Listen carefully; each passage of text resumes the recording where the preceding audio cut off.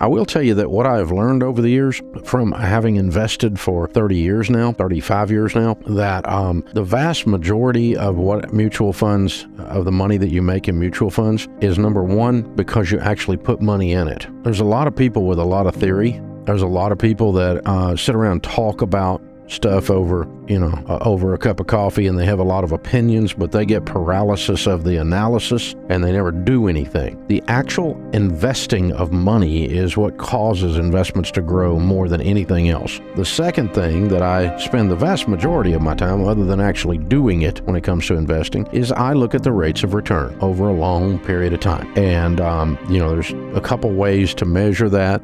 There's CAGR, which is the compound formula, or there's a simple formula that's just the average annual return over a period of time. And you can look at the average annual S&P, which is a Standard & Poor's 500. If you're buying good growth stock mutual funds and you want to beat that, you want to buy a fund that has a higher average annual than the S&P over the given period of time that you're looking at. And so if you've got a fund that's been open 30 years, has it beat the S&P on average for 30 years, and the average annual return is enough to tell you that. And if you want to compare two funds, one against the other, on how they've done in the same period of time, you can compare it on average annual return. The CAGR is a little bit more sophisticated way of looking at it, but it's irrelevant. The reason it's irrelevant, the differences are irrelevant, is, again, if you pick a fund that's outperformed the S&P and you actually freaking invest in it, that is enough knowledge right there to cause you to be a millionaire. That's what all the data tells us. And so all this other hair splitting and analysis and details of did the S&P average 11.6 and then the average annual, and then the CAGR is 10.7, yeah, or whatever. So what? You freaking nerds. You get so much paralysis of the analysis that you actually do nothing. I'm not saying that is you in particular.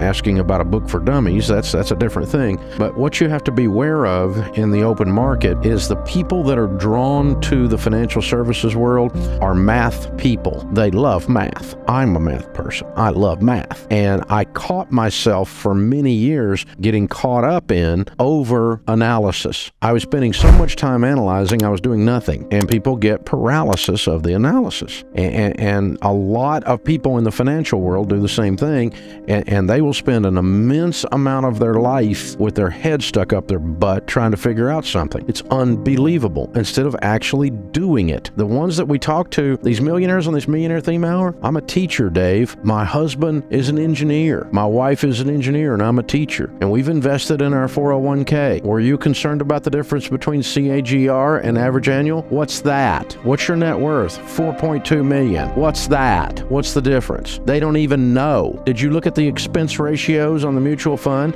Did you look at the 12B1 fees? What's that? They don't even know. They have $4.2 million. Meanwhile, Mr. Capital Nerd over here with two nickels to rub together can give you every analyzed breakdown of everything that's ever happened inside of a mutual fund and never did anything and has $100,000 to his freaking name. But the guy who just actually did it and picked decent growth stock mutual funds that outperform the S&P, which are everywhere, by the way, they're the ones that become millionaires. They don't get paralysis of the analysis. So all of that to say, I hadn't really thought about it before, but I probably will never be recommending a book on the details of a mutual fund because I don't care. And the data says you shouldn't either. The data points of millionaires, not broke people with analysis skills, but millionaires, and for that matter, multimillionaires, are people who actually do something with their money to invest it to cause it to win.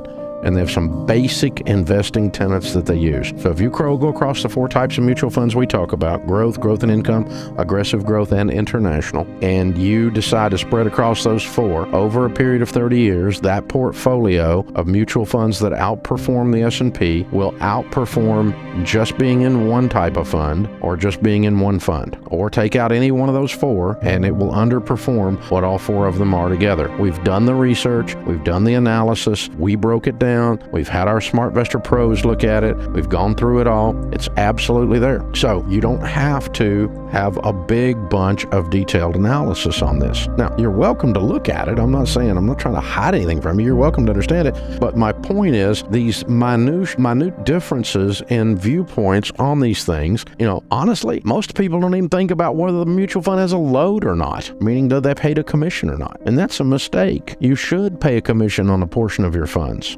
because it brings a quality investment advisor into your life to walk you through the process. And there's all kinds of data that says that people that invest on their own with no-load mutual funds have a tendency to time the market more, meaning they try to jump in when it's hot and jump out when it's cold. And people who time the market, tons of research, all kinds of possible analysis shows that you do not get as high a performance as if you just buy and hold and keep holding and keep holding and keep holding and keep holding. But what about when it goes down?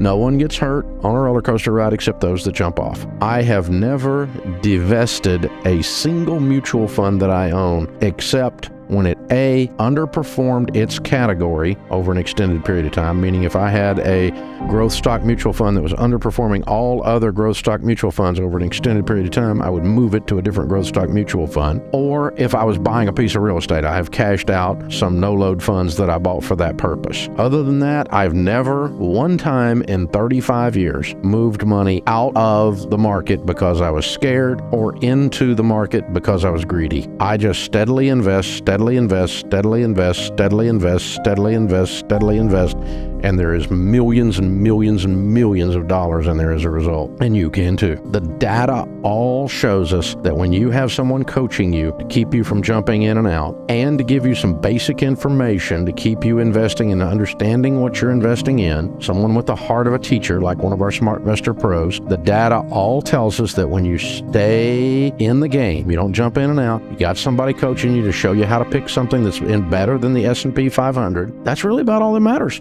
You start investing, you keep investing, you don't quit investing, you don't time the market, and you buy funds that outperform the S&P. And really, if you do that and you keep doing it for an extended period of time, you'll be a millionaire or better.